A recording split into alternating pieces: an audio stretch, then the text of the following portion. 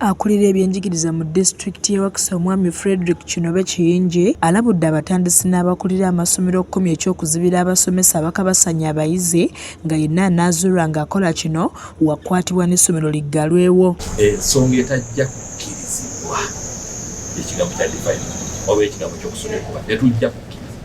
Ate njagala mutegeere ensonga eyo gikwateko mu bwangu tuleme kujja mu ssomero. Kuba bwe tujja nga tugeredde kunoonyereza abakwata abaana tuyingira mu birala bingi. Ojja genda okumaliriza ng'essomero tuliggaliddewo ddala. Ono okulabula bw'ati asinzidde mu lukuŋŋaana lw'abakulu b'amasomero oluggulawo olusomo nga luyindidde ku kitiibwa ky'abasomesa mu Wakiso ekya Wakisha nga ono lutuula okusobola okwekuba mu ttooki ku butabi byenjigiriza bwe bitambula mu Wakiso.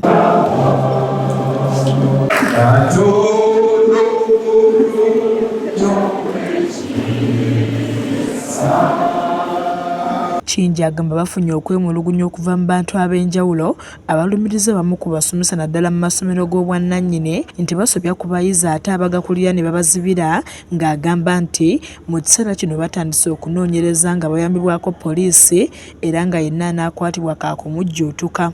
Olutalo olw'abasomesa baffe abamu abasiibuza empisa naddala kusinga amasomero g'obwannannyini private schools abayingidde emikola ebyokukwata abaana oba kye tuyita defilement.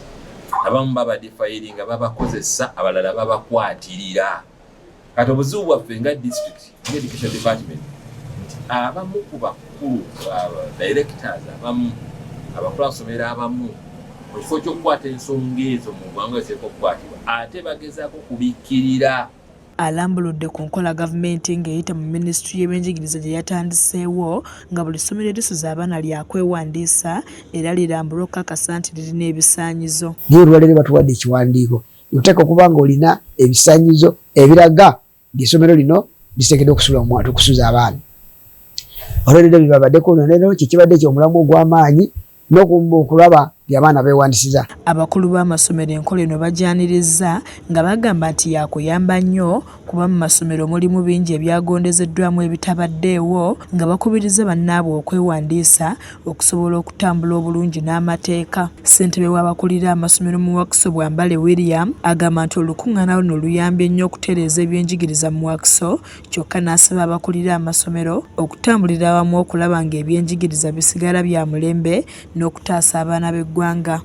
Wabaawo obugulumbo gusala amagezi gonna ng'omujja gw'essomero otegeeragane n'abantu b'okola nabo wansi ab'obukiiko obwa management obwa board of governance PTA ate mu ngeri y'enjawulo gezaako nnyo okulaba nti ojjawo butali bumativu obubeera mu staff kubanga mu basomesa abali ku staff watandikira obuzibu buvaako abantu bano.